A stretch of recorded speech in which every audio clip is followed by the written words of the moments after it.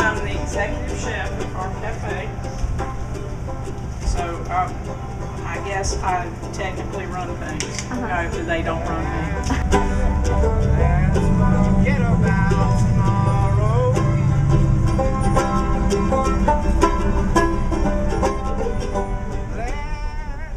Today I'm a server, so when people come in, first they go to the greeter and they figure out what this is, and then they tell me what they want on whichever different size plate, and I put whatever can fit, and that's what they pay for. We read an article about a community cafe out in Salt Lake City, Utah called One World Cafe, and Andy and I both thought that it was an amazing concept. The fact that you'd have volunteer labor and you could use as much local food as possible, and that you compost and you try to have low waste, that all those things would make it feasible in this area. So we just started, but we also knew that it was something that needed to be a community supported project, but we wanted it to be everybody involved. So we started having meetings at the local library, and we just branched out from there and just kind of put the word out, and people started showing up.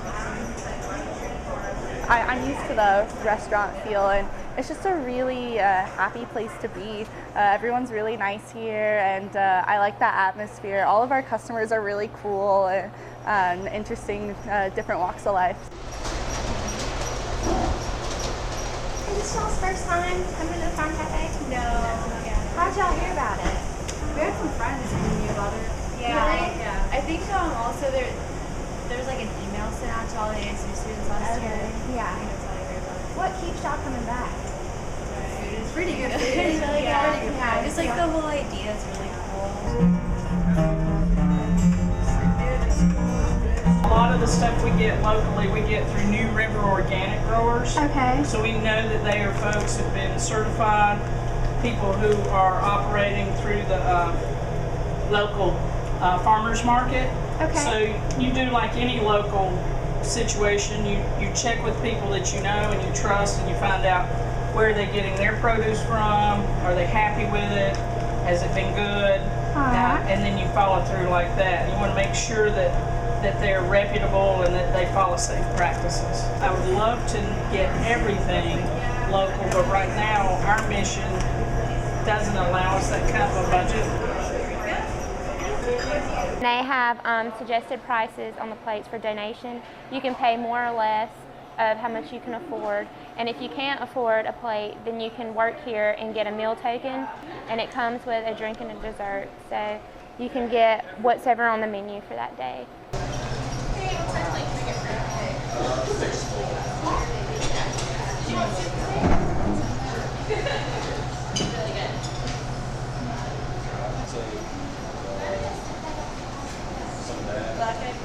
Yeah.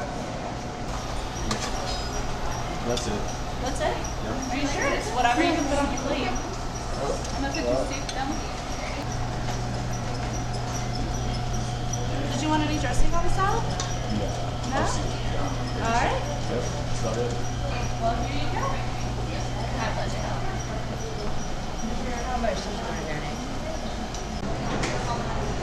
I got spaghetti squash, rice, green beans, and country black ham. It's delicious.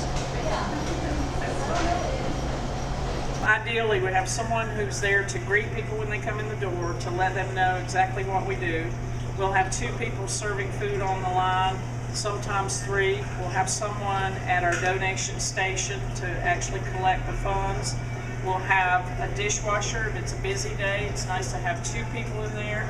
and then ideally have 2 people in the kitchen who are helping prepare the food. So that's a large population that needs, you know, if we have all that in place, we can have a successful meal service.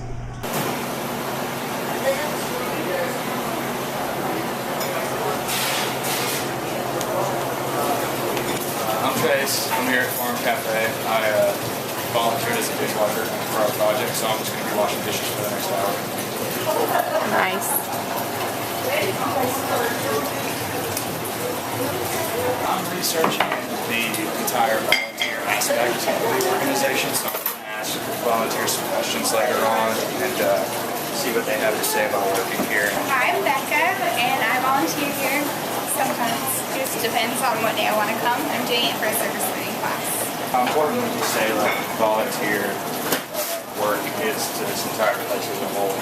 This place specifically, it's like they wouldn't be able to run without it. It runs off of all volunteers. There's only 2 people I think that are actually like paid and employed, so they just administrative staff. the lady that runs it and the manager, which she's new. They're only open from 11 to 12, but they have positions before starting at 9 o'clock to help open up the place. To help prepare. And they have positions from like 2 to 3 and possibly even 4, I think, to help break down everything. And, so there's plenty of stuff you can do here.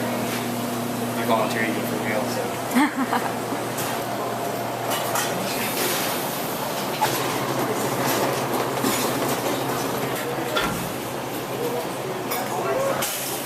We needed to be able to serve nutritious food that was also very appealing. Some of the cafes are in large urban areas and they can do a smaller set menu. They can do pizza and soup and some nice salads and side dishes, and they can survive on that because they're known for that and they have a large enough population that will circulate through.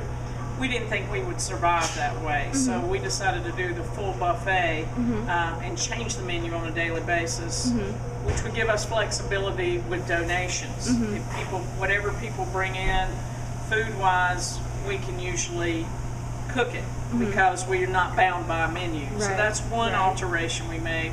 The other thing that we determined was that we couldn't be a destination location. We had to be in a central place where people could walk to us, where the apple cart could get to us, so that they could bring people of less means if they are outside of the city limits, and where the business people could get to us. So when this place became available and we actually got the opportunity to be here, we could not have asked, we couldn't have written a better script. Our goal is to serve people with less means. That's our mission. So our goal is not to compete in the same restaurant style. You know, there's plenty of places to eat and plenty of areas for people to go to. So we want everybody to enjoy success, and certainly want people to enjoy our food. But we also want people to understand our mission.